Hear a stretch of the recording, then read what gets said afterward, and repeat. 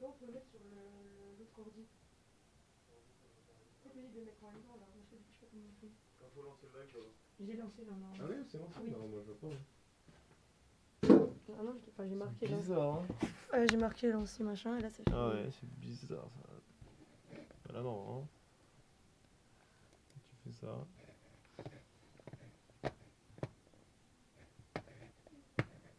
Ah ouais, si, c'est bon. T'as enlevé le micro? Non, non. C'est là pour enlever le micro. Ok.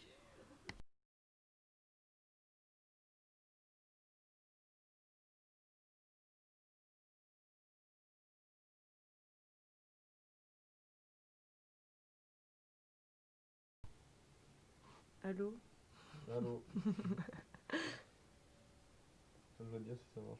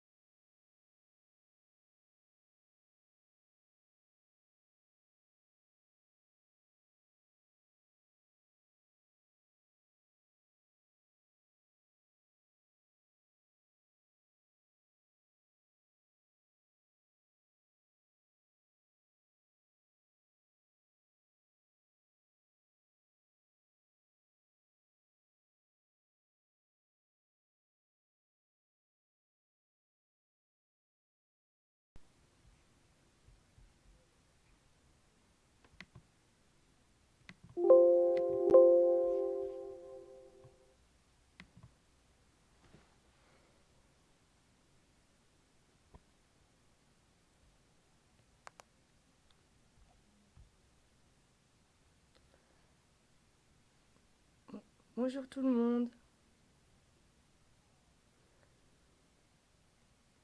Donc, du coup, aujourd'hui, je vais vous faire un groupe de travail sur les biostats et en particulier les tests statistiques. Du coup, si vous avez des questions, vous n'hésitez pas à me les poser pendant le groupe de travail ou à la fin, comme vous voulez. Et n'hésitez pas à poser, c'est un peu le moment. Du coup, on va voir tous les tests stats, donc tout ce qui est test du Ki2, comparaison de moyenne, de variance et de pourcentage.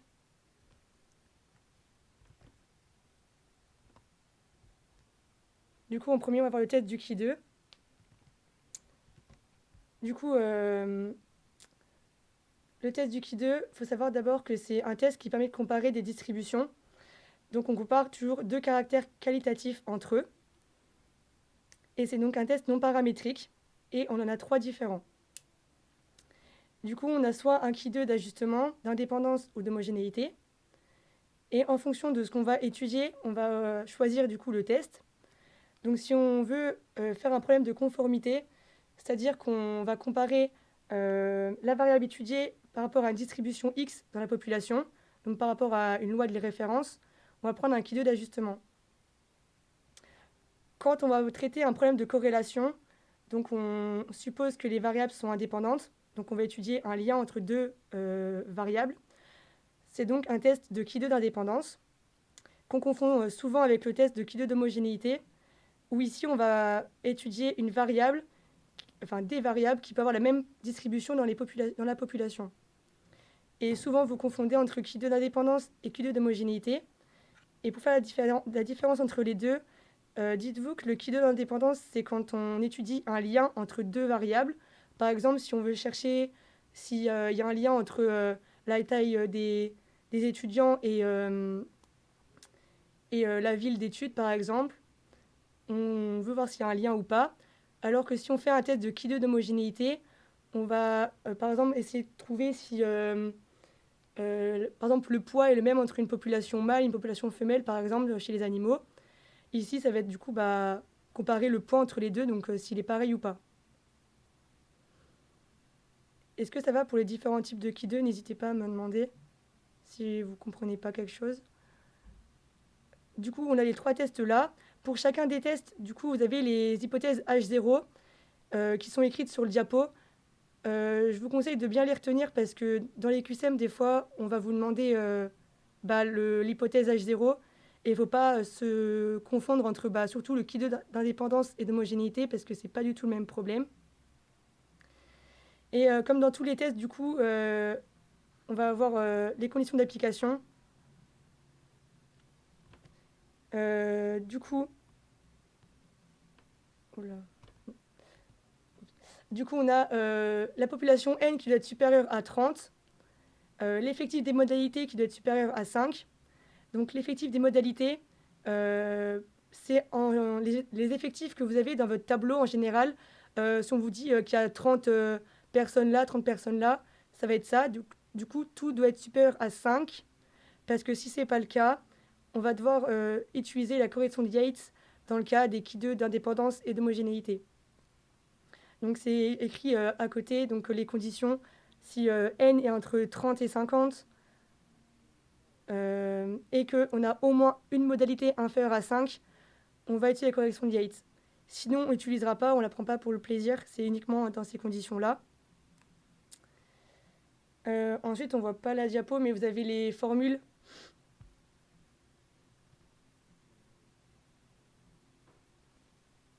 Je ne sais pas si vous... je sais pas si vous les verrez mieux. En dessous, du coup, je vous ai remarqué les formules, mais on ne les voit pas ici. La formule pour la valeur prise par la statistique, on fait somme de OI moins TI au carré sur TI, avec du coup OI, l'effectif observé, et TI, l'effectif théorique. Donc souvent, vous confondez les deux. L'effectif observé, c'est ce qu'on va avoir dans votre tableau, donc c'est l'effectif qui est donné, alors que le théorique, c'est celui qu'on va calculer en faisant le total de lignes fois total de colonnes divisé par l'effectif total. Donc le TI, faut le calculer, c'est pas, faut pas se tromper avec celui qui est donné dans l'énoncé et celui que vous allez calculer. Ensuite, la valeur théorique, c'est celle qui est lue dans la table, donc dans la table du Ki2. Donc normalement, je pense que vous savez vous servir de votre table. Du coup, dans la table du Ki2, pour le degré de liberté, on fait nombre de lignes moins 1 fois nombre de colonnes moins 1, avec un risque alpha donné, généralement 5%, et on lit dans la table.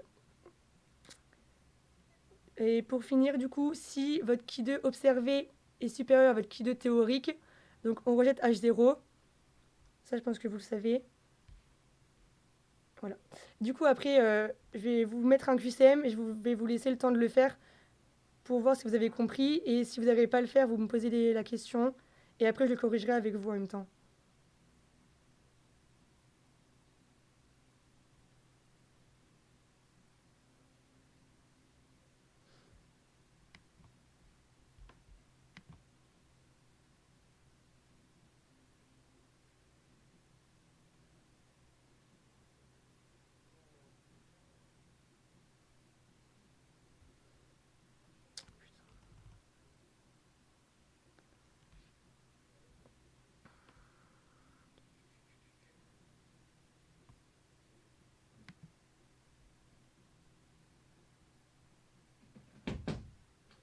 Il y a un problème de cadrage, non? Ouais.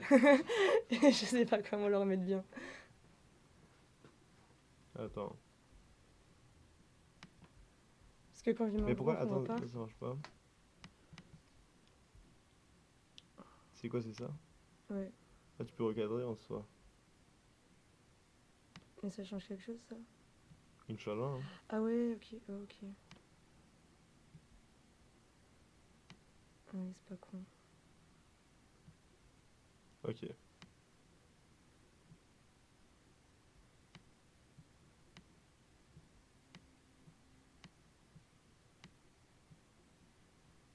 C'est bon là comme ça? Ouais, Ah, ça va le faire, hein. ouais, je pense que ça passe. Vas-y. Oups.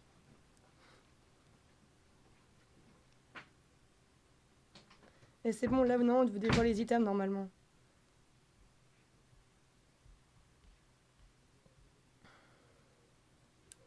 Du coup, je vous laisse le faire et quand vous avez fini, dites-moi dans le chat, comme ça je sais quand vous avez fini. Normalement, c'est pas très compliqué.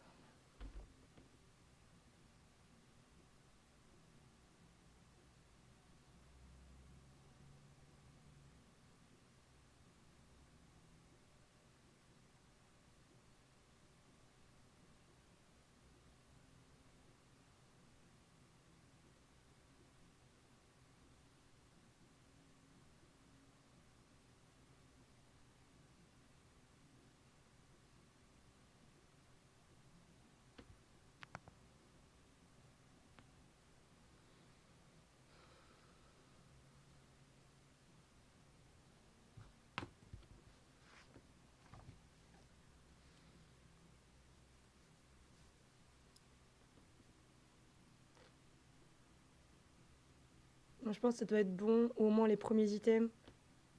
Vous avez fait au moins les A, B, C et D, sauf le E parce que c'est des calculs, mais...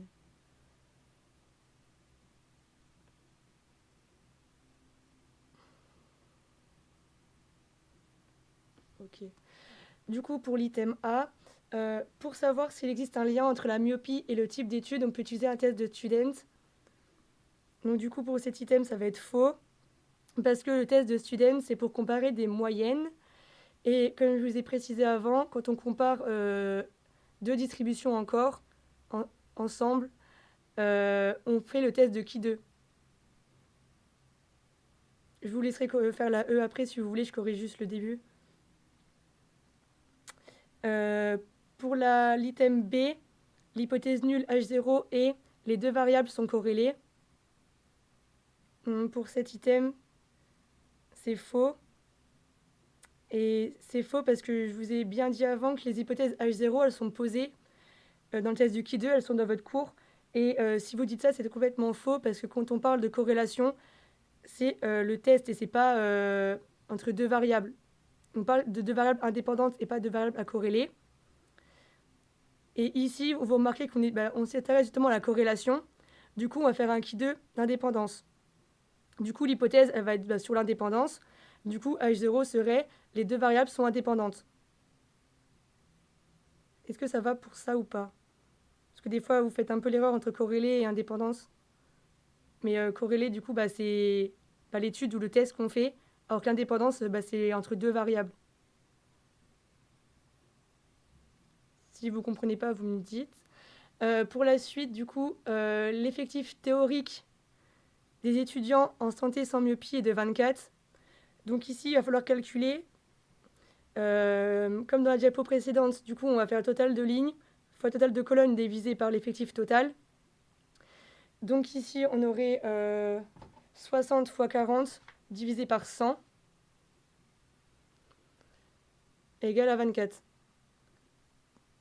Camille, tu veux que je l'explique combien, la B ou la A?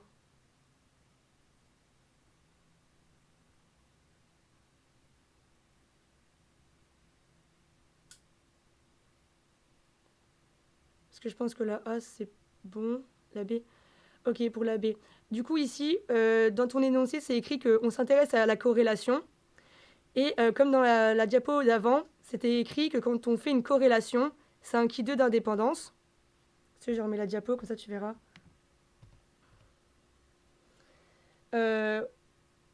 Quand on fait du coup la corrélation, c'est un qui 2 d'indépendance.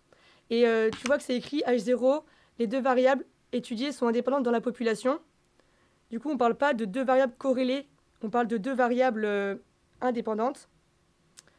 Du coup, on aurait dit les deux variables sont indépendantes et pas sont corrélées. C'est juste un petit piège qui peut tomber des fois.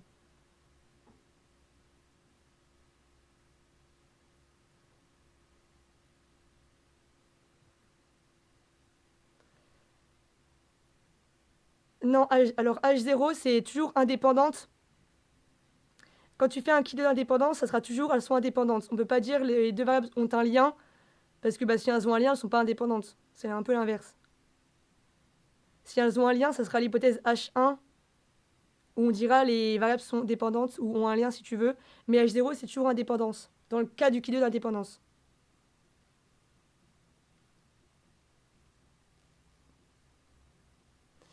Ok, du coup, pour la C, je l'avais fait juste avant.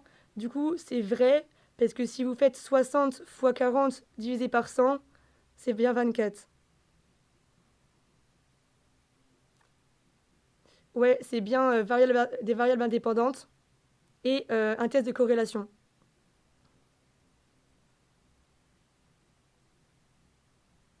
Après, ça, c'est un petit piège qui peut tomber, mais en soi, c'est vrai que c'est bien écrit dans l'énoncé qu'on fait une étude qui s'intéresse à la corrélation entre eux. Et dans nous, on veut étudier deux variables, du coup, on parle de indépendance.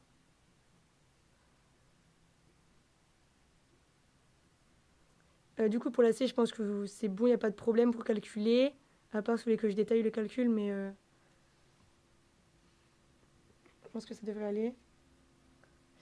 Et pour la E, je ne sais pas si vous avez le temps de la faire.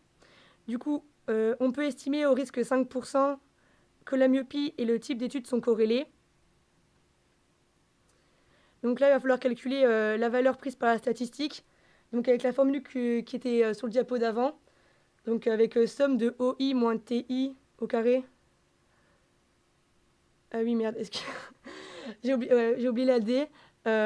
Pour déterminer si la myopie et le type d'étude sont corrélés à partir de ces données, il faut appliquer la corrélation de Yates. Donc ici, on remarque que tous les effectifs des modalités sont supérieurs à 5. Du coup, il n'y a pas besoin de l'appliquer. Si ça avait été le cas, on aurait pu l'utiliser si le n était entre 30 et 50. Et du coup, ici, il n'y a aucune condition qui sont remplies, donc on ne l'utilise pas.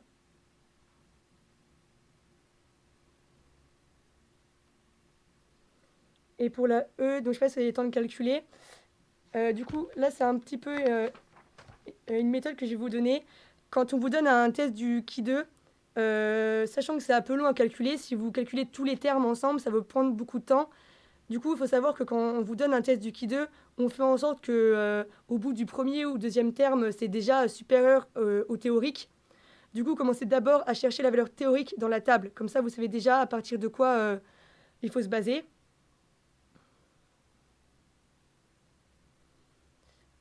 Pour la correction de Yates, on l'utilise que si les effectifs des modalités sont inférieurs à 5. Si par exemple ici on avait eu étudiant en santé avec myopie, par exemple égal à 2, et bien là, il aurait peut-être dû se demander est-ce qu'on peut utiliser Yates. Et là, on aurait dû le faire si on avait 2 et par exemple un effectif total de genre 35. Parce que pour utiliser Yates, il faut être entre 30 et 50. Et la correction de Yates aussi, je voulais bien vous rappeler que c'est que pour les tests de Ki 2 qu'on peut l'utiliser, ça n'existe pas dans les autres tests. Si on vous parle de ça dans un test de comparaison de moyenne, c'est archi faux. Ça n'existe pas.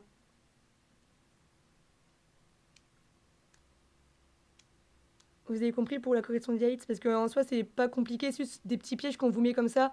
Mais en général, c'est rare qu'on doive calculer avec ça.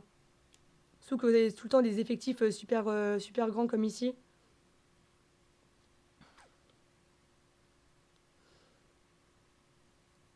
Du coup, je reprendrai pour la E. Vous commencez directement à chercher la valeur théorique dans une table, dans la table du qui 2. Comme ça, vous avez directement sur quoi se baser pour calculer.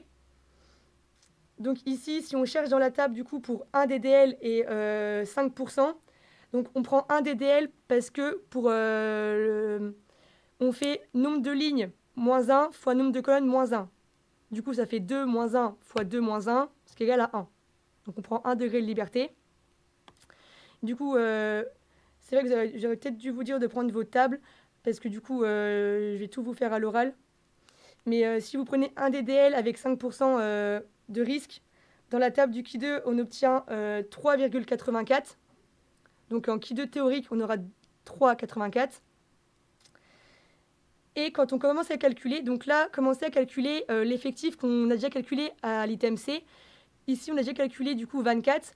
Donc au lieu de calculer un autre effectif théorique, autant en prendre celui-là pour gagner du temps. Du coup, on va reprendre celui qui est égal à 24. Et on applique la formule donc, de OI moins TI au carré sur TI.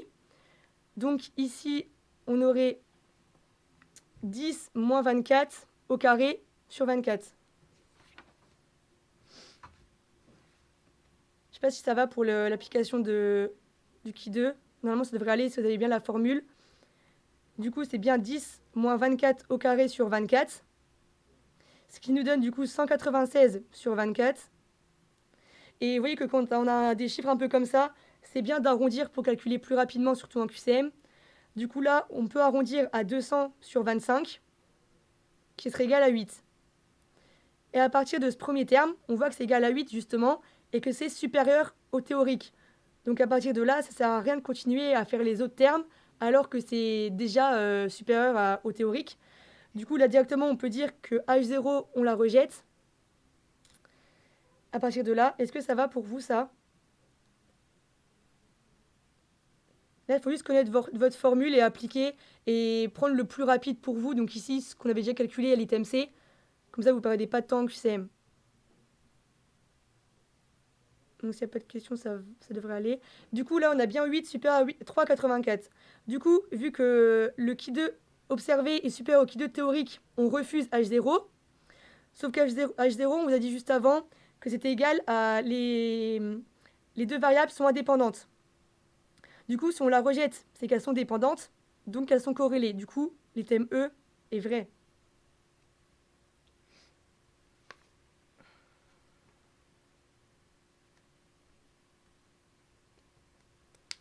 Alors la formule, c'est la même pour les Qui 2 d'indépendance et de conformité, parce que quand tu fais un Qui 2 d'ajustement, il faut prendre la formule avec la loi correspondante. Je vais vous remettre sur la diapo. Quand vous faites un Qui 2 d'ajustement, vous voyez que c'est par rapport à une loi. Du coup, on calcule en fonction de la loi qu'on va utiliser. Si c'est une loi normale, ben on applique la formule de la loi normale centrée réduite. Du coup, ça dépendra de la loi qu'on aura. Alors que pour l'indépendance et l'homogénéité, c'est toujours la même chose. C'est la même formule. C'est juste la petite nuance pour le Qui 2 d'ajustement où on fait par rapport à quelque chose de référence. Du coup, ben on prend par rapport à cette référence-là.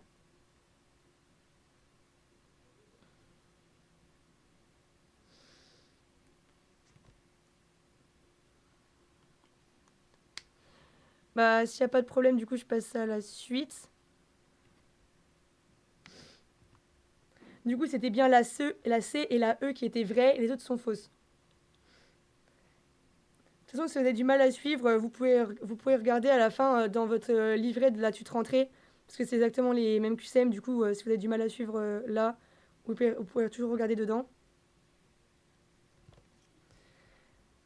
Du coup, maintenant, on fait le test de comparaison de moyenne. Donc, comme ça, son nom l'indique, c'est pour comparer des moyennes. Du coup, on a 3 cas possibles. Soit moyenne observée à moyenne théorique, soit 2 moyennes sur échantillon à parier, soit sur 2 moyennes observées sur échantillon indépendant. Du coup, quand c'est avec une moyenne théorique, on a deux tests possibles, le test du Z ou le test du student. Le test du Z, du coup, on l'utilise uniquement quand on connaît la variance dans la population, soit sigma carré. Si on ne connaît pas sigma carré et qu'on connaît S carré, ce qui n'est pas pareil, quand c'est S carré, c'est la variance dans l'échantillon. Du coup, on va prendre le test de student. Quand c'est le test du student, du coup, on prend la table de student avec n-1 ddl. Et quand c'est le test de Z, on prend la table de l'écart réduit. Ça, je pense que c'est bon pour vous. Ensuite, pour les deux moyennes observées sur échantillons appariés, donc quand c'est des échantillons appariés, généralement, c'est quand on vous donne un test avant-après, parce qu'on a le même groupe de personnes avant et après. Du coup, dans ce cas-là, c'est toujours un test de students, parce qu'on a toujours un échantillon. Et dans ce cas-là, on va faire comme si on avait une moyenne théorique qui est estimée à 0. C'est-à-dire qu'on fera la moyenne des différences moins 0. Parce que je vous rappelle que la différence des moyennes est égale à la moyenne des différences. Ce qui n'est pas le cas pour les variances. Ça, je pense que vous le savez. Mais je le redis quand même, au cas où. Ensuite, du coup, le dernier test est pour échantillons indépendants. On utilise du coup le test de student également, avec une condition d'application pour ce cas-là, l'homoscédasticité. C'est l'égalité des variances. Donc généralement, soit on va vous dire que les variances sont égales, c'est marqué dans l'énoncé, soit on vous dit rien et il va falloir vérifier avec un test de Fisher. Du coup, vous avez la formule sur le diapo. C'est du coup M1 moins M2 racine SC carré sur N1 plus N2. Donc vous voyez que c'est la même formule, mais juste qu'on rajoute les deux populations, vu que c'est sur échantillon indépendant, enfin les deux échantillons, je veux dire, pardon. Et on estime une variance commune d'échantillons SC carré. Donc là, c'est juste des formules à connaître. Et dans ce cas-là, du coup, on prend toujours la table de students, mais à N1 plus N2 moins 2 ddl, parce que du coup, on a les deux échantillons. Et il y a toujours des cas particuliers donc, qui sont écrits en bas de la diapo. Je ne vais pas les redire, je pense que vous les connaissez.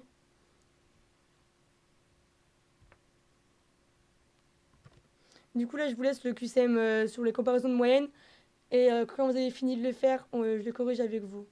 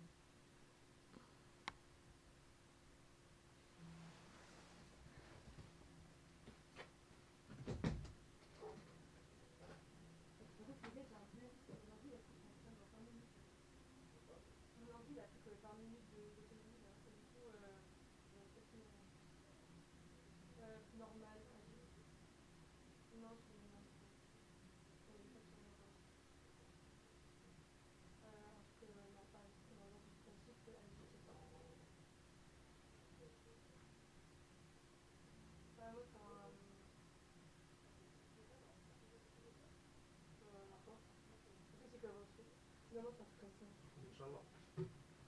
Regarde, faut que je mette mon masque.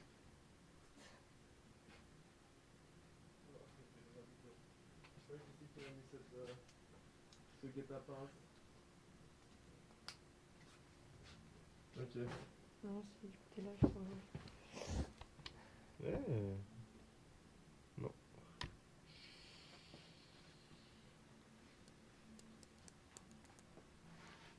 Ok. Et ça te prend combien de temps pour terminer? Longtemps, j'ai envie de commencer. Hein. Ah putain, bah vas-y. Je te donne mon ordi au pire. Tu me dis quand ça va pas non plus, moi je prépare, tu m'envoies, au pire on fera ça. Mais continue un peu, t'inquiète. T'as mis sur un drive, un truc comme ça, ou sur clé USB? Sur Drive. Ok, vas-y, t'inquiète. Continue et...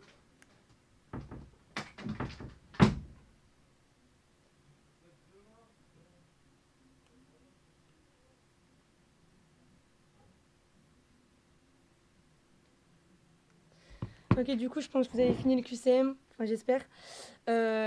Du coup, pour l'item A, on effectue un test de student sur données à parier. Donc ici, on compare bien des moyennes. Donc c'est bien un test de student. Et pour savoir si c'est des données à parier ou indépendantes, ici, on voit qu'on étudie une population avant et après 4 séances de yoga. Donc, c'est sur des données à parier. Donc, c'est bien vrai. Pour l'item B, pour savoir s'il y a une différence significative entre les résultats avant et après les séances de yoga, on compare dans le test les deux moyennes respectives entre elles. Donc ici, il y a un petit piège. C'est faux. C'est ce que je vous ai dit juste avant. Quand on a des données à parier, on compare par rapport à une moyenne théorique nulle. Donc on ne compare pas les moyennes entre elles. On compare à une moyenne théorique qui est censée être nulle. Et est-ce que cette notion, ça va? Ça, c'est un petit peu le petit piège que des fois, vous oubliez. J'espère que vous avez compris ça. Non, c'est bon. Pour l'item C, la valeur prise par la statistique est 0,5. Donc là, il faut calculer avec du coup la formule qui était dans la diapo précédente. Donc ici, on va faire la moyenne des différences, moins 0, parce qu'on estime que la moyenne théorique est nulle. Donc ça va donner 0,85 moins 0,75 moins 0 sur racine de la variance 1,4 divisé par l'effectif total, donc 35.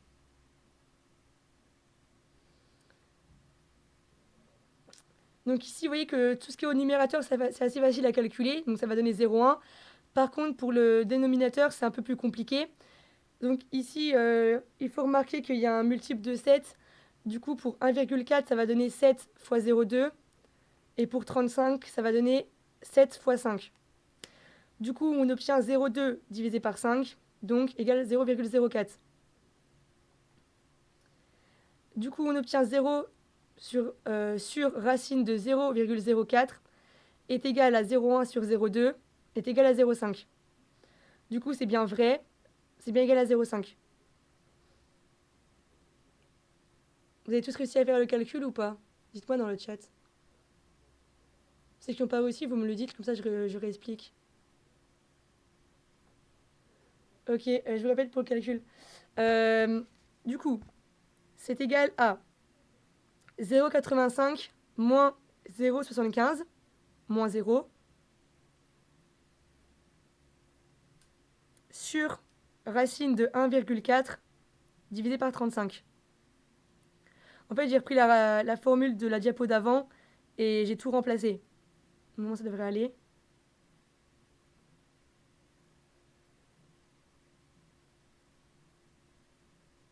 Du coup, c'est égal à 0,1 sur racine de 0,04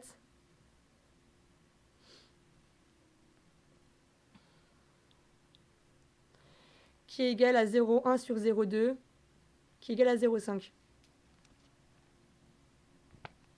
Je ne sais pas si vous verrez si je vous mets comme ça. Non, on voit que dalle. On voit que dalle, je crois, mais... Vous avez réussi à suivre ou pas? Ok. Du coup, on trouve bien 0,5. S'il y en a un qui ne trouve pas 0,5, il me le dit, je réexplique encore. Ok.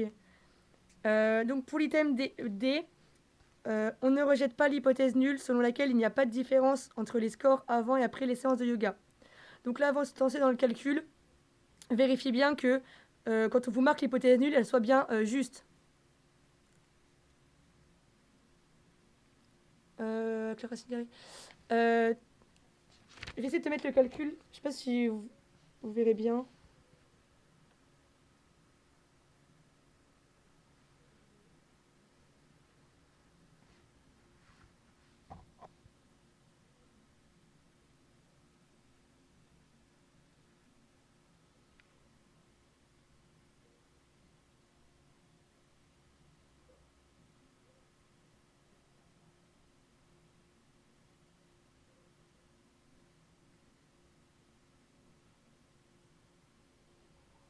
En fait, la racine carrée, j'ai fait un calcul un peu stratégique. Parce que vous voyez que quand on fait 1,4 sur 35, c'est un peu compliqué à calculer. Du coup, là, quand on voit qu'il y a un multiple ici de 7, du coup, j'ai fait 7 fois 0,2 sur 7 fois 5 pour simplifier les 7. Du coup, ça donne 0,2 sur 5. Et du coup, 0,04.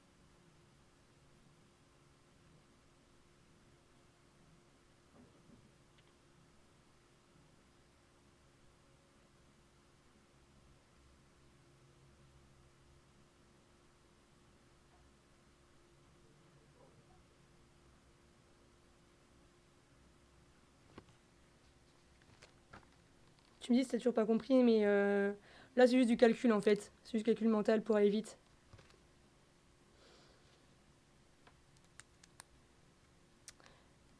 Du coup, pour la D, je disais, du coup, vérifiez bien que ce soit bien la bonne hypothèse nulle qu'on vous donne parce qu'on peut bien vous piéger. Vous commencez à calculer et vous vous rendez compte que l'hypothèse qui est donnée dans l'énoncé, c'est faux. Du coup, ici, l'hypothèse nulle selon laquelle il n'y a pas de différence entre les scores avant et après les séances de yoga. Sachant que H0, c'est toujours égal à pas de différence. Du coup, là, c'est bien juste. H0, c'est toujours pas de différence. Du coup, là, il va falloir calculer la valeur prise par la statistique. Prise par la table. Là, on a bien calculé du coup 0,5. Du coup, on va chercher dans la table de students la valeur théorique avec du coup le nombre de degrés de liberté qui est égal à 35 moins 1, n moins 1. Du coup, c'est égal à 34. Et on a un risque de 5%. Du coup, on cherche 0,05 et 34 dans la table de students. Vous devez voir que dans la table, on n'a pas 34, mais on a 30. Du coup, on prend le chiffre le plus proche. Du coup, on va prendre 30 DDL. Et on trouve que la valeur théorique est égale à 2,04. 2,04.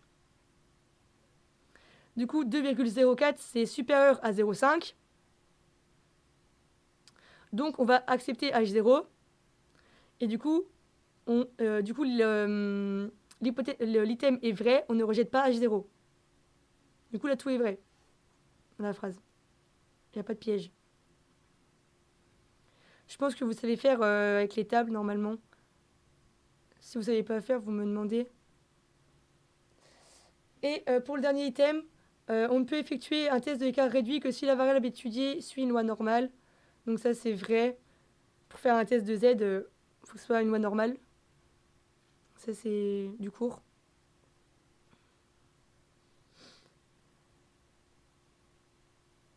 C'est bon pour l'item, enfin ce QCM ou pas?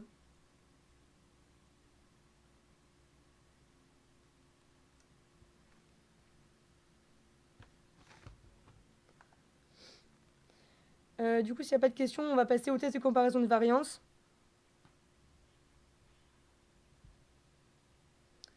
Donc c'était bien la A, la C, la D et la E qui sont vraies.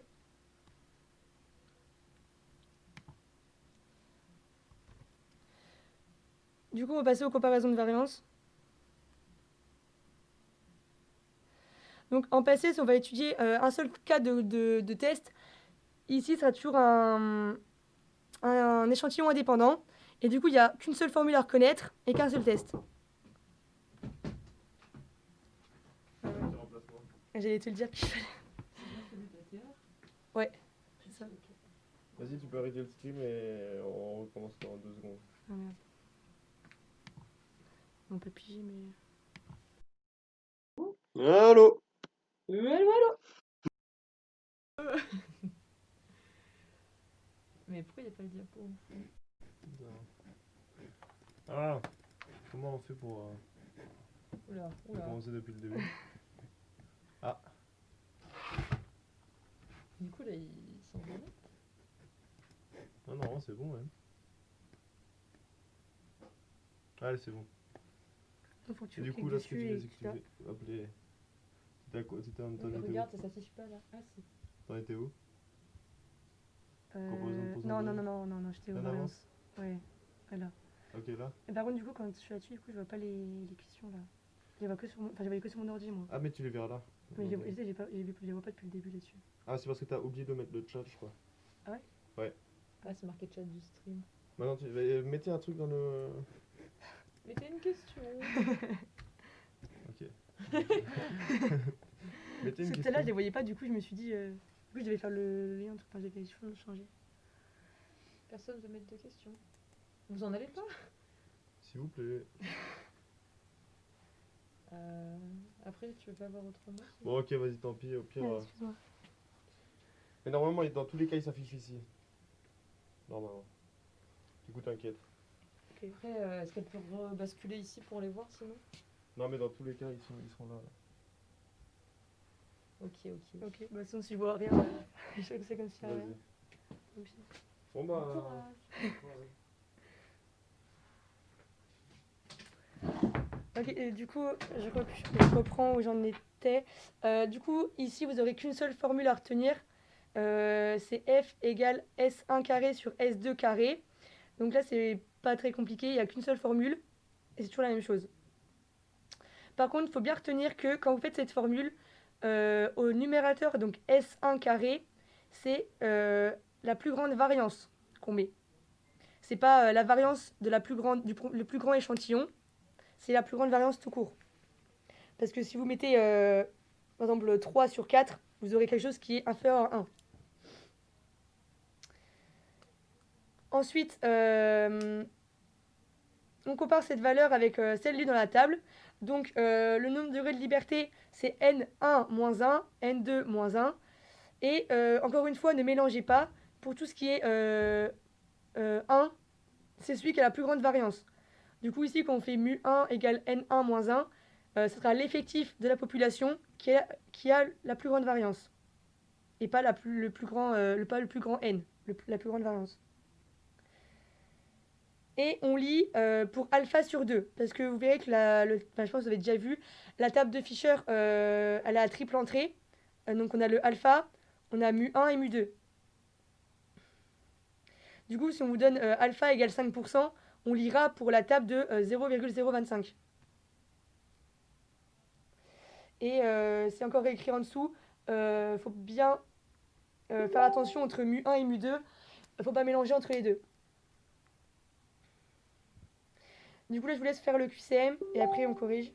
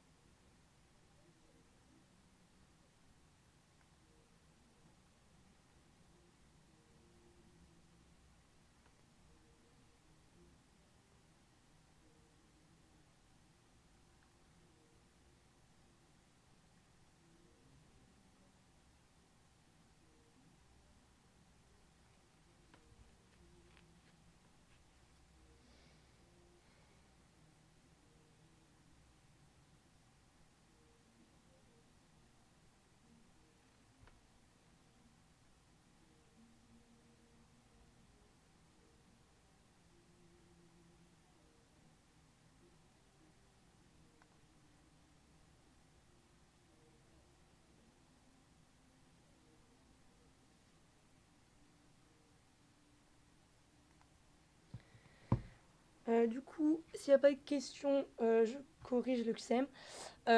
Pour l'item A, donc, on peut, dans cette situation, utiliser un test de Mann-Whitney-Wilcoxon. Ici, on compare des variances, alors que le test de Mann-Whitney-Wilcoxon, c'est un test pour comparer les moyennes. Donc, c'est totalement faux. Ensuite, pour l'item B, on peut utiliser dans cette situation un test de Fisher. Donc là, c'est vrai, parce qu'on compare les moyennes. Donc il y a un seul test à utiliser, c'est celui de Fisher. Pour l'item C, la valeur prise par la statistique correspond à la variance du plus grand effectif divisée par celle du plus petit. Donc ça, c'est totalement faux. C'est ce que je vous ai précisé juste avant. C'est pas le plus grand effectif qui est en haut, c'est celui qui a la plus grande variance. Ne vous trompez pas. C'est la plus grande variance divisée par la plus petite variance. La formule, c'est, je vous redis, je vous la remets, c'est S1 carré sur S2 carré. Donc c'est des variances, c'est pas des effectifs qu'on va comparer, qu'on va utiliser. Pour l'item D, donc là, il va falloir utiliser vos tables. Au risque alpha égale 0,05, la valeur prise dans la table est 1,897.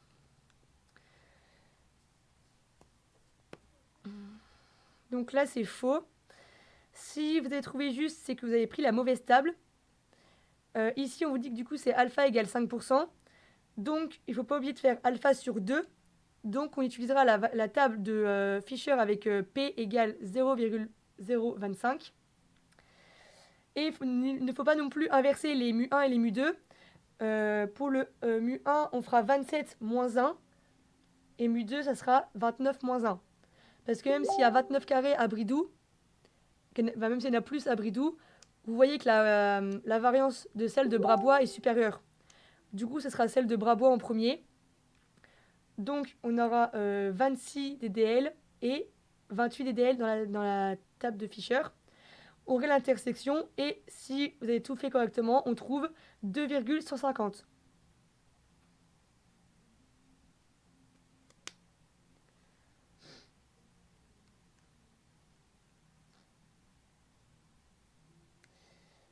J'espère que vous avez tous trouvé ça. Et pour le dernier item, il y a une différence significative au risque alpha égale 5% entre les variances des tailles des carrés de Bridoux et ceux de Brabois. Donc là, il faut prendre la formule. Il faut remplacer du coup S1 carré sur S2 carré. Du coup, ça donnera 12 sur 9.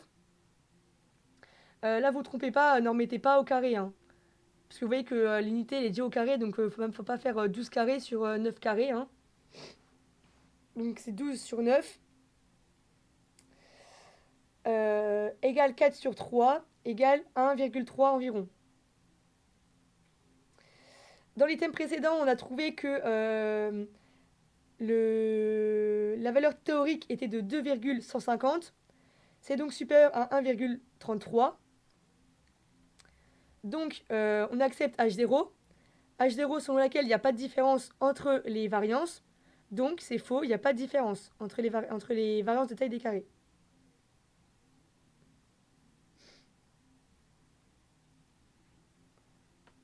Vous n'avez pas de questions? En vrai, le test de Fisher, il est assez simple. Donc, c'est des points faciles de gagner si vous avez compris comment ça marche. Il faut juste avoir votre formule. C'est toujours la même. Vous prenez votre table. Et vous ne vous trompez pas de table surtout. Vous faites bien le alpha sur 2. Et vous ne vous trompez pas dans les valeurs entre le mu1 et le mu2. C'est toujours celui avec la plus grande variance. Je les répète encore une fois pour être sûr que vous assimilez parce que c'est des pièges classiques et faut pas tomber dans ces pièges-là. Du coup, on avait que la B qui était juste. Ouais, la valeur de la table, c'est la théorique. Tout ce que tu prends dans une table, c'est tout ce qui est théorique. Et ce que tu calcules toi-même, c'est expérimental ou observé. Enfin, ça dépend comment tu l'appelles, mais...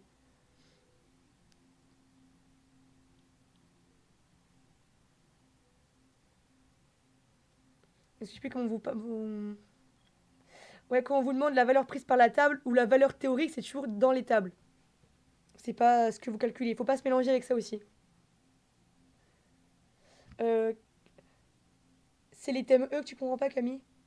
Ou en fait, H0, quand t'as un test de Students ou de Fisher, euh, non. Alors en fait, H0, c'est toujours pas de différence. C'est toujours ça. Retiens H0, pas de différence. C'est tout le temps la même chose. En fait, c'est pas comme le test du Ki2 où il y avait des H0 un peu formulés différemment. Quand tu as une comparaison de moyenne ou de variance, c'est toujours H0, pas de différence.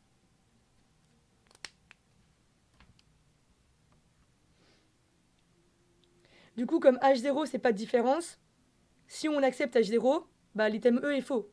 Parce que l'item E affirme une différence alors que nous, on a conclu qu'il n'y en avait pas.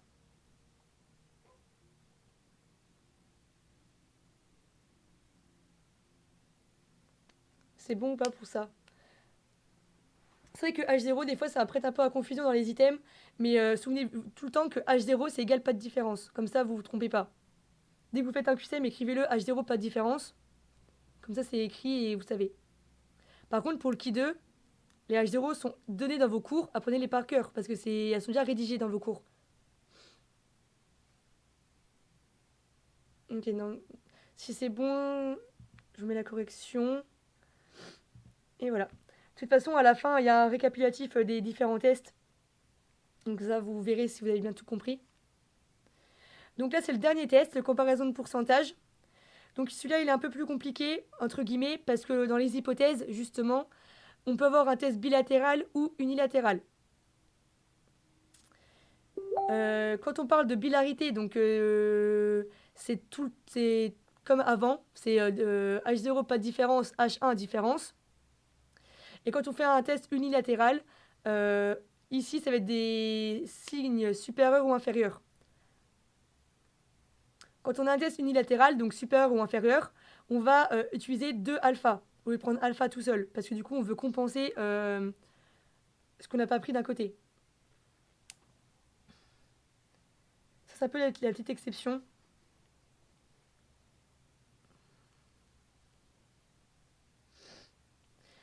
Du coup, dans le test de comparaison de pourcentage, on a deux tests possibles qui sont équivalents, le test du Ki2 et le test de Z. Les deux sont idem, c'est-à-dire qu'ils donnent les mêmes résultats, parce que si vous faites votre résultat donné par le test Z au carré, on obtient le résultat du test du Ki2. Si vous faites en gros Z carré, c'est égal à Ki2, de votre formule écrite, qui est écrite. Moi personnellement, pendant toute ma passesse, j'ai fait que le test de Z parce que le test du Ki2, je trouvais ça trop long et ça, j'avais pas très envie de calculer les effectifs théoriques, etc. Ça prenait beaucoup trop de temps. Alors que le test de Z, tout est donné dans l'énoncé, donc il n'y a rien à calculer en plus à côté. La formule, du coup, elle est écrite sur le diapo. P moins pi de th sur racine de pi th fois 1 moins pi th sur n. Donc le pi th, c'est la proba théorique, c'est ça qu'il y a th, et le p, c'est la proba de votre échantillon. Et on compare du coup avec la table des cas réduits, et pour le Ki 2, la table du Ki 2. Logique. Dans l'autre cas, c'est échantillon indépendant. Pareil, il peut toujours avoir un test bilatéral ou unilatéral. Ki 2 et Z sont toujours équivalents. Du coup, moi, je faisais aussi que le test du Z, avec la formule qui est écrite sur le diapo. Donc ça, je vais pas la dire, mais vous l'avez sur le diapo. C'est la même chose quasiment, c'est juste que là, du coup, vous avez deux échantillons, parce que du coup, bah, vous avez deux échantillons indépendants, donc on met P1 et P2.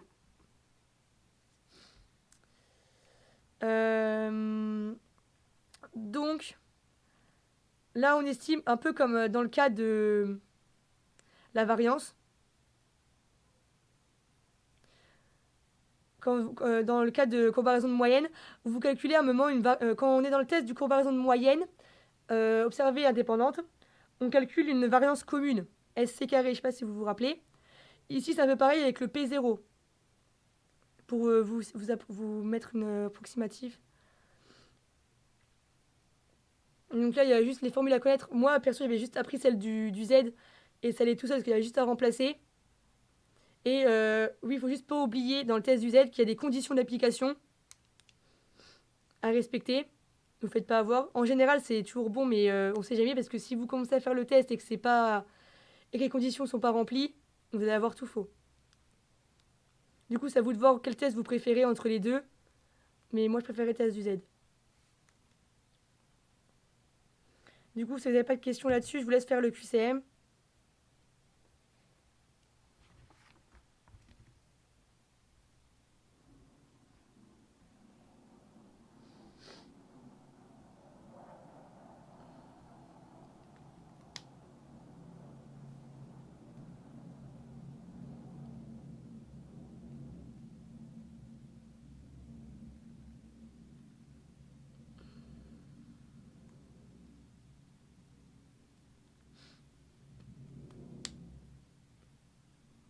Moi, les comparaisons de pourcentage, ça fait un peu peur à tout le monde. En général, je sais que tout le monde met tout faux au col. Mais c'est des points gagnés facilement parce qu'il n'y a qu'une formule à connaître. Si vous prenez le test du Z ou du Ki 2, c'est toujours la même formule, donc il n'y en a qu'une à savoir. Et vous gagnez beaucoup de points. Parce que en général, les gens ne se prennent pas la tête et ne calculent pas. Mais ça peut vous faire gagner des points sur d'autres personnes. Et je trouve que c'est plutôt pas mal. Si vous montez bien en UE4, c'est pas mal. Donc prenez le temps de calculer.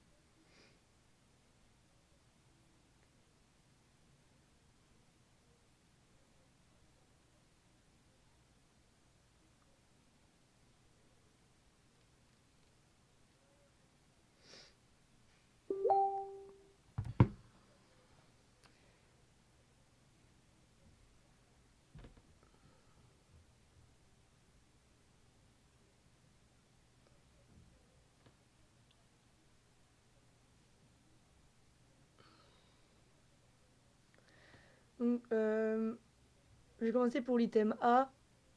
Euh, on utilisera dans ce cas un test du Ki 2 de conformité ou un test Z bilatéral.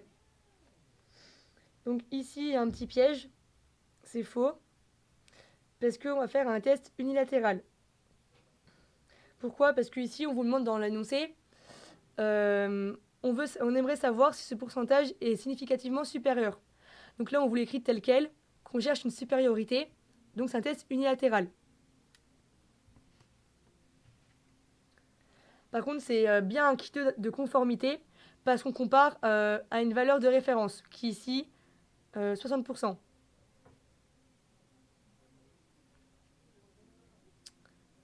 C'est bon pour ça, normalement c'est bon.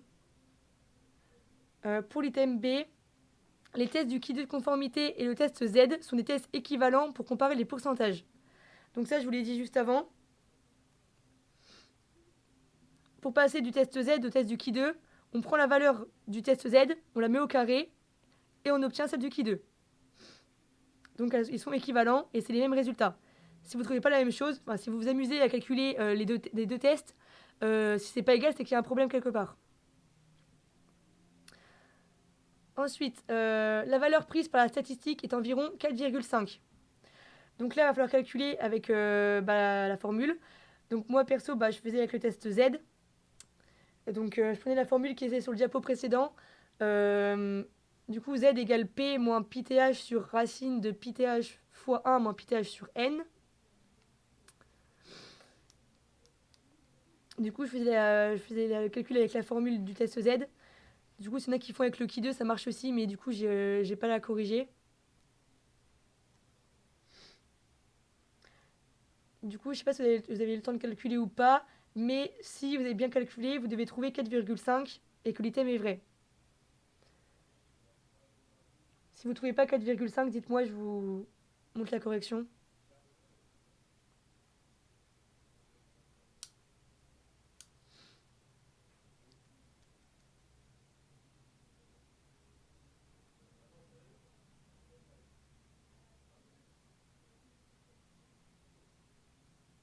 Ok.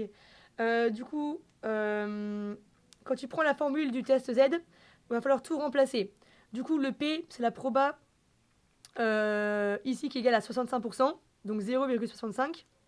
Et le PTH, c'est la proba de référence ici, l'objectif qui est de 60%, donc 0,60. Ok, j'étaye le calcul. Du coup, je prends bien la formule du test Z. La formule qui est sur le diapo précédente, je vous la remets comme ça vous aurez en même temps. Voilà. Du coup, vous avez le test Z du côté gauche. Vous avez P moins PTH.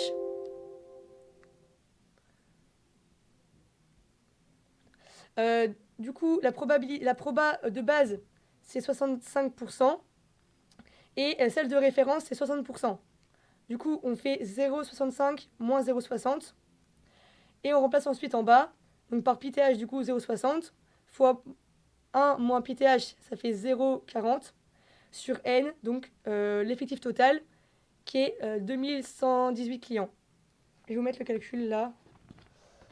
Je vais essayer de vous le mettre.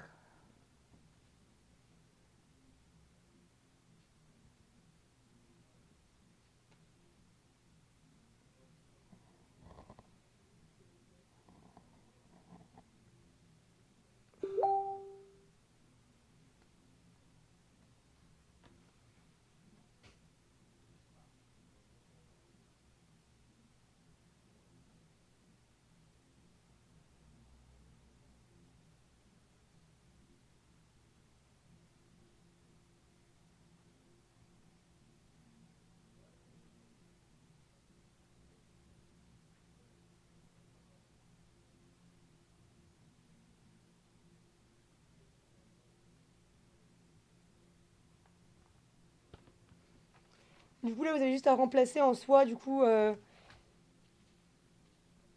si vous ne trouvez pas, c'est peut-être un problème de calcul. Mais tant que vous avez la formule, normalement, ça devrait être bon.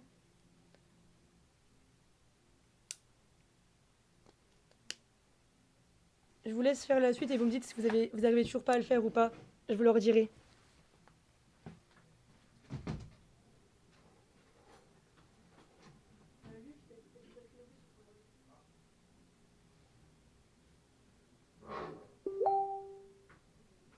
À la fin. J'ai plus qu'un QCM, c'est bon.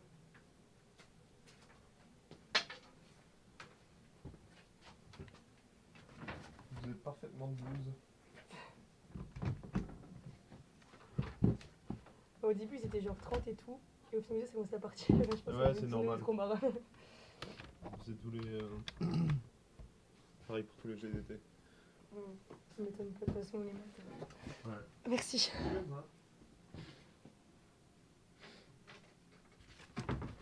Du coup, pour calculer les têtes, ouais, c'est un peu compliqué, mais en fait, il faut un peu prendre des petites méthodes de calcul mental et faut simplifier au maximum en fait.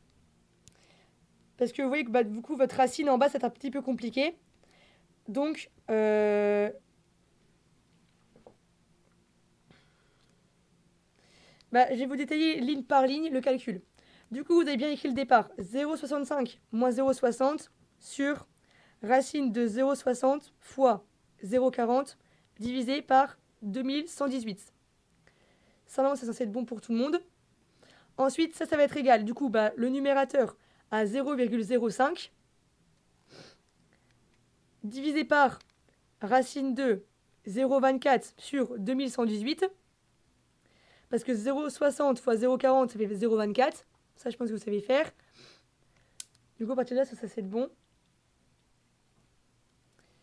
Du coup, quand vous avez 0,24 sur 2118, là, il faut simplifier au maximum. Du coup, pour 0,24, on va prendre 0,25. Et pour 2118, on va prendre 2000. Du coup, on retrouve racine de 0,25 sur racine de 2000, qui est égal, du coup, racine de 0,25, c'est égal à 0,5. Racine de 2000, c'est égal à racine de 100 fois racine de 20. Bon, là, ça se complique un petit peu, mais en calcul, si vous faites beaucoup de calculs mentaux, du coup, vous êtes habitué à remplacer et faire des arrangements comme ça pour calculer plus rapidement. Et il faut s'entraîner beaucoup, beaucoup, beaucoup, parce que c'est vrai que là, c'est pas évident. Quand on vous donne 0,24 sur 2118, c'est un peu compliqué. Du coup, simplifier au maximum, donc 0,25 sur racine de 2000, ce qui donne du coup 0,5 sur racine de 100 fois racine de 20, qui donne du coup 0,5 sur 10 fois 4,5.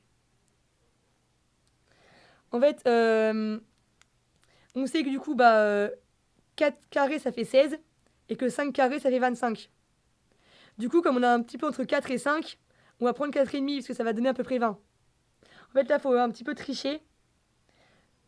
Et comme racine de 20, il n'y a pas de résultat ou un résultat en décimale, du coup, vous savez que racine de 4, 4 carrés, c'est 16, et 5 carrés, c'est 25. Du coup, on prend entre les deux, donc c'est égal à 4,5. Ça, c'est un petit peu, c'est un petit peu le point compliqué du QCM, mais c'est du calcul mental. Je sais pas si vous avez toujours pas compris, vous me redites. Mais moi, je pense que ça devrait être bon là. Je vous ai expliqué. Du coup, pour la racine de 100, 10. Racine de 20, 4,5. Du coup, finalement, on se retrouve avec 0,05 sur 0,5 sur 10 fois 4,5. Du coup, on trouve 0,05 fois 45 sur 0,5. Donc là, on remonte en haut. Le 10 fois 4,5, on le remonte en haut. Ce qui donne du coup 0,1 fois 45 est égal à 4,5.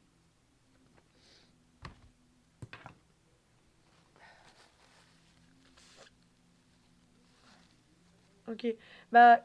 Camille, dis-moi si tu as réussi à trouver ou pas. Parce que je vois qu'il y en a qui ont réussi.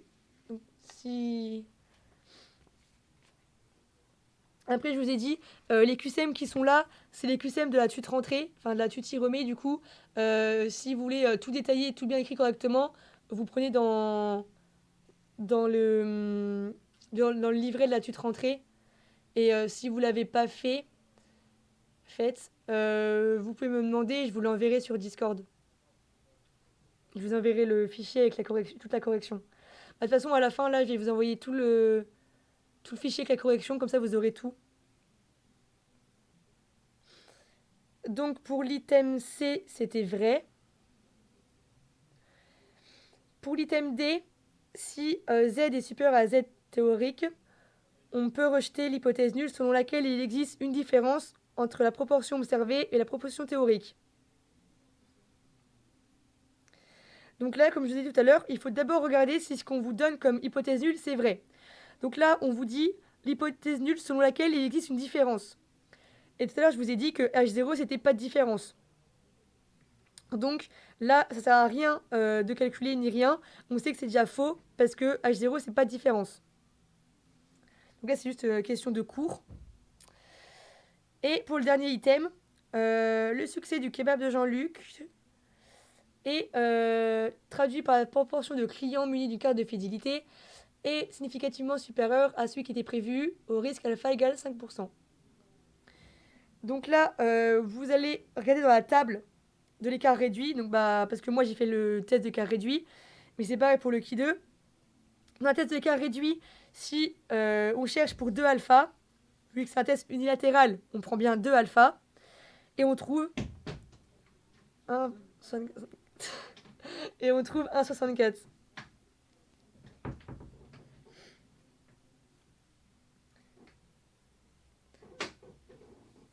Ici, normalement, il n'y a pas de piège, si ce n'est juste le fait qu'il faut prendre 2 alpha et pas juste alpha. Du coup, on prend 2 fois 0,05 égale 0,1. Et la table de l'écart réduit, elle se lie juste avec le alpha. Donc vous prenez 0,1 et on trouve 1,64. Du coup, 1,64, c'est inférieur à 4,5. Du coup, notre Z à nous, il est supérieur au Z théorique. Donc là, on va rejeter H0, selon laquelle il n'y a pas de différence. Et du coup, on va accepter H1, qui est l'autre hypothèse, qui était que le pourcentage était supérieur. Du coup, on peut dire que c'est vrai, c'est bien significativement supérieur. Là, je vous ai tout dit pour ce QCM. Donc, c'est pas compris, dites-moi encore vos questions. Et après, il n'y a plus qu'un récap des tests et un QCM sur les tests de manière générale et c'est fini. Du coup, voilà.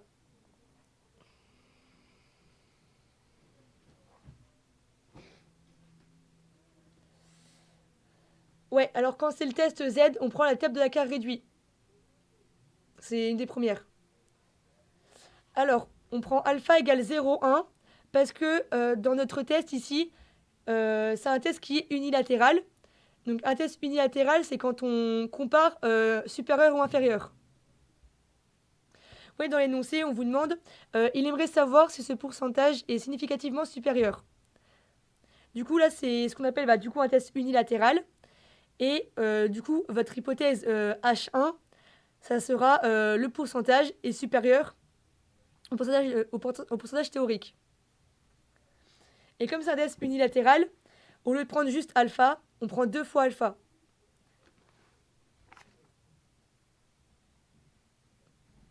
Normalement, c'est pas écrit sur la diapo de ce groupe de travail, mais c'est écrit dans votre cours normalement. Et il ne faut pas vous tromper, il faut bien prendre 2 alpha quand vous faites un test unilatéral. Si on vous avait marqué, il aimerait savoir si ce pourcentage est égal, là, ça aurait été un test bilatéral comme d'habitude. Du coup, ça aurait été que alpha. Oui, alors si c'était bilatéral, donc par exemple, si c'était marqué, il aimerait savoir si ce pourcentage est égal à celui de prévu de départ, là, c'était bilatéral et donc ça aurait été juste alpha.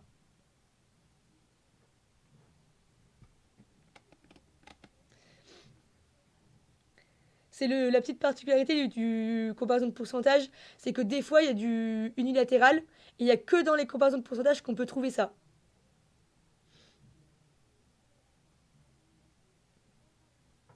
Donc là, c'est le seul piège qu'on peut vous faire, c'est sur les tests bilatéral et unilatéral, parce que du coup, en général, vous ne pensez pas à prendre 2 alpha, et du coup, c'est facile de vous piéger là-dessus.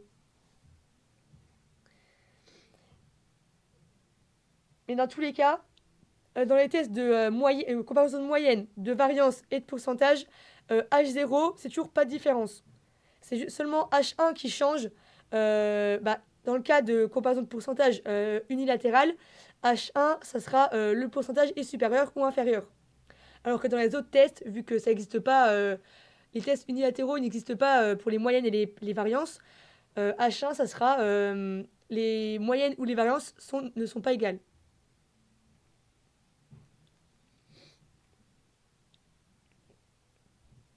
Donc les réponses justes, c'était B, C et E.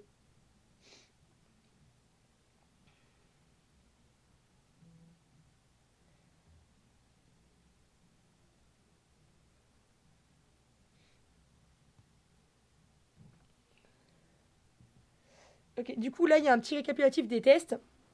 Donc, le test du Ki2, donc c'est un test qui compare des distributions. Donc, quand on va vous donner un test où on compare deux caractères qualitatifs, par exemple, comme tout à l'heure, la myopie et le type d'étude, si on vous donne le poids et l'âge ou des trucs comme ça, c'est toujours le test du Ki2. Dans le test du Ki2, du coup, je vous rappelle qu'il y a 3 tests possibles, de conformité, de corrélation ou d'homogénéité. Et ce sont des tests non paramétriques, parce qu'ils ne suivent pas de loi. Donc le test de conformité, c'est Ki2 d'ajustement, de corrélation, Ki2 d'indépendance, et d'homogénéité, Ki2 d'homogénéité. Donc vous ne vous trompez pas entre corrélation et homogénéité. Pour les comparaisons de moyenne, du coup, il y a des tests paramétriques et non paramétriques. Donc les non paramétriques, c'est ceux qu'on n'a pas vus aujourd'hui et qu'on ne voit pas souvent. Les tests de Mann-Whitney-Wilcoxon et les tests des Rancinier de Wilcoxon, c'est des tests non paramétriques qui peuvent être utilisés, mais c'est assez rare, comme vous avez pu déjà voir dans les annales. Mais il faut quand même savoir lequel sert à quoi. Donc le test d'errance signé, c'est échantillon apparié. Et de Mann, Whitney, Wilcoxon, c'est indépendant. Et pour vous aider à retenir, dites-vous que les tests d'errance signés, c'est échantillon apparié. Ça rime entre eux, du coup, apparié, signé, c'est les deux là, ensemble. Et du coup, les deux autres ensemble. Voilà. Pour les tests paramétriques, du coup, il y a le test de Z et le test de Students. Du coup, le test de Z, on l'utilise uniquement quand on a la connaissance de la variance de la population, donc sigma carré. Sinon, c'est test de Students. Et dans le cas de moyenne observée... Oui. J'ai plus qu'un QCM, c'est bon. Pour les moyennes observées sur échantillons indépendants et appariés, c'est tout le temps le test de Students. Pour les comparaisons de variance, il n'y a qu'un seul test qui est paramétrique, c'est le test de Fisher. Il n'y en a qu'un, donc vous pouvez vous tromper. Et c'est toujours sur échantillon indépendant pour les variances. Vous n'en verrez jamais d'autres. En tout cas, pas en PACES. Pour les pourcentages, du coup, il y a deux tests qui sont similaires, Lucky 2 et test de Z. Parce que oui, dans les tests de moyenne, le Z et le test de Students ne sont pas équivalents. Hein. Parce que si vous prenez le test de Z alors que il faut prendre un test de Students et que vous comparez avec la table de l'écart réduit, alors qu'il faut prendre la table de Students, ça ne sera pas pareil. Donc vous ne confondez pas. Pour les pourcentages, Qui 2 et Z, c'est pareil, mais pas pour les moyennes. Et du coup, vous avez trois cas aussi dans les comparaisons de pourcentage. Donc un pourcentage théorique, échantillon indépendant, échantillon apparié.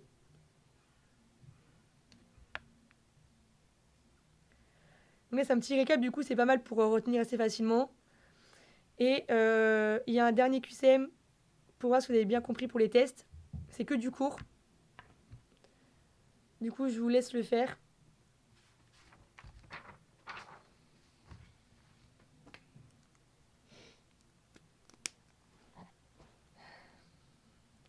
Et après ce QCM-là, du coup, j'aurai fini. Donc, si vous avez des questions, n'hésitez pas à me demander. Si vous voulez me demander en privé, vous pouvez venir sur Discord. Je réponds assez souvent dans le chat de l'UE4. Donc, vous pouvez venir me demander. Il n'y a pas de problème.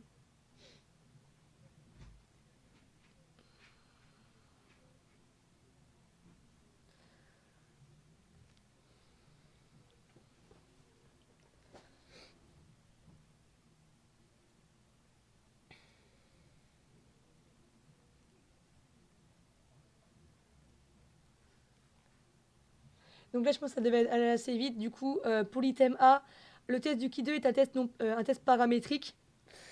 Du coup, c'est faux. Je vous l'ai dit juste avant, c'est un test non paramétrique car ça ne suit pas de loi. Le test d'errance signé de Wilcoxon sert à comparer des moyennes observées sur échantillons indépendants. Donc là, c'est encore faux. Je vous l'ai dit juste avant. Pour les rangs signés, c'est échantillons appariés. Item C, le test Z peut servir à comparer des moyennes ou des pourcentages. Donc ça, c'est vrai, je vous l'ai dit juste avant. On peut retrouver le test Z dans les moyennes et dans les pourcentages. Item D, on compare les variances observées sur des échantillons indépendants par le test de Students. Donc là, il y a une grosse erreur. On compare les variances avec un test de Fisher. Pour les variances, avec un test, c'est Fisher, donc vous ne pouvez pas vous tromper. Donc là, c'est bien faux. Et dernier item, lors d'une comparaison de pourcentage, il n'y a pas d'intérêt à connaître la distribution de la variable.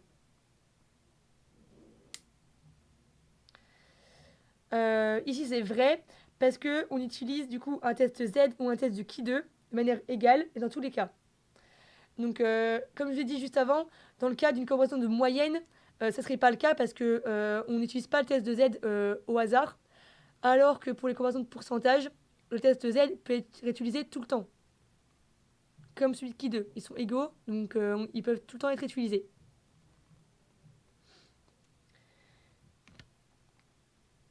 Du coup, il y a la C et la E qui sont vraies. Et là, c'est tout pour moi. Du coup, si vous avez des questions, vous me demandez maintenant. Et sinon, bah, bonne soirée.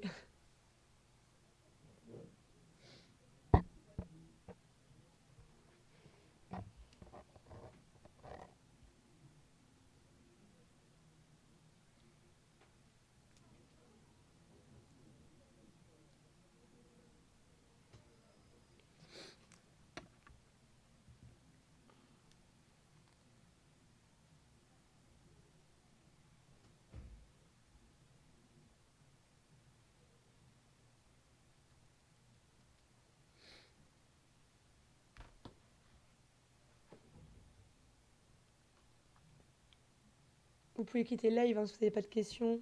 Et de rien.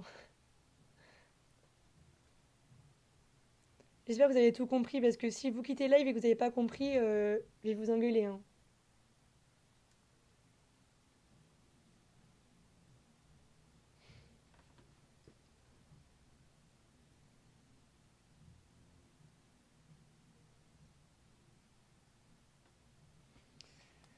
Mes conseils, bah, personnellement, dans ma passesse à moi, l'UE4 c'était important pour moi parce que je savais que ça faisait la différence. Du coup, je bossais beaucoup plus l'UE4 que les autres UE parce que j'avais du mal en UE4. Et alors que quand on s'entraîne régulièrement, c'est toujours la même chose. Et quand, bah, en fait, quand tu fais tout le temps des tests, genre, personnellement, moi, je faisais de l'UE4 tous les dimanches. Et à force de faire bah, un test tous les dimanches, et bah, je savais le faire parfaitement bien. Et en fait, il faut t'entraîner régulièrement. Et tout ce qui est calcul mental, etc., c'est quelque chose à s'entraîner régulièrement. Et c'est une fois que tu es habitué à le faire, en fait, c'est naturel. Et je sais que bah, beaucoup de gens n'aiment pas l'UE4. Moi, en UE4, j'aime que les biostats perso parce que bah, les maths pures, j'aimais pas non plus. Mais les biostats, c'est quelque chose qui est assez accessible et dès que vous avez compris, en fait, ça se fait tout seul. Après, je sais que c'est un peu l'excuse que tout le monde dit. Genre, c'est une fois qu'on a compris, c'est facile, mais c'est vraiment le cas. Moi-même, au début, je comprenais rien en PACES, en UE4. Et une fois qu'on m'a bien expliqué, et ben, ça a été tout seul et ça s'est ressenti dans les résultats de colle. Ouais, il y a beaucoup de formules, mais c'est du par cœur. Je pense que tu as plus de trucs à connaître en UE2 qu'en UE4 au niveau par cœur. Donc, essaie de t'entraîner. En fait, si tu fais, par exemple, un QCM de tests par soir, tu vas les revoir tous les soirs. Et la formule, tu vas la connaître par cœur parce que tu l'auras vue tout le temps, en fait. C'est pas comme de l'UE2 où tu apprends bêtement. Là, tu apprends en t'entraînant, en fait, à l'écrit. C'est... Plus tu vas t'entraîner, plus tu vas retenir tout seul, en fait. Même si t'as peut-être du mal à me croire, moi, au début, j'étais comme toi. Je jouais des formules qui étaient plus longues que ma vie. Enfin, j'étais au bout de ma vie comme ça. Et au final, à force de m'entraîner, eh ben, c'est rentré tout seul. Après, si t'arrives pas à les retenir, je peux te conseiller de les écrire sur un post-it et te mettre ton post-it devant ton bureau, sur ton frigo ou n'importe où, de manière à ce que tu les vois souvent. Et aussi, bah, entraîne-toi régulièrement à le faire. Essaye de faire un QCM de test par soir, genre lundi comparaison de moyenne, mardi variance, mercredi pourcentage, jeudi qui 2. Et tu fais ça toutes les semaines et tu vois qu'à force d'en faire, ça va rentrer tout seul. Mais il faut vraiment s'y mettre. Une fois que tu t'entraînes tout le temps, c'est bon.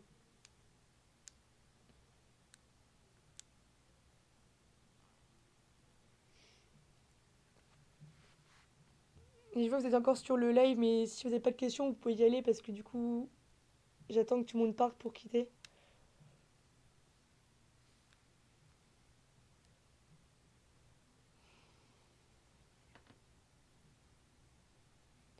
Après, si vous avez des questions que vous voulez poser en privé, vous pouvez me demander sur Discord. Je m'appelle Margot, tout simplement. Et vous pouvez me demander, ou même sur les réseaux, vous pouvez venir me demander.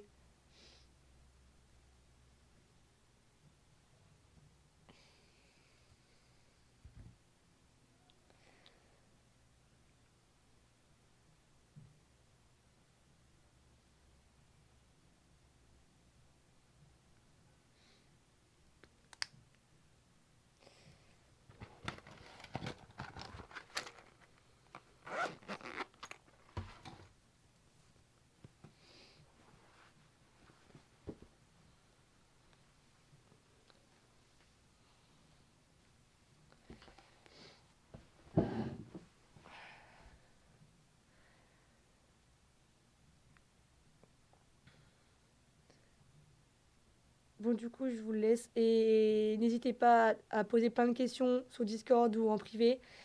Il faut pas rester bloqué quand vous ne comprenez pas quelque chose. Et n'hésitez pas à demander à moi, à d'autres gens. Il y a plein de tuteurs qui s'y connaissent aussi en biostat, il n'y a pas que moi. Alors n'hésitez pas et allez-y à fond. Du coup, je vous dis bonne soirée et révisez bien.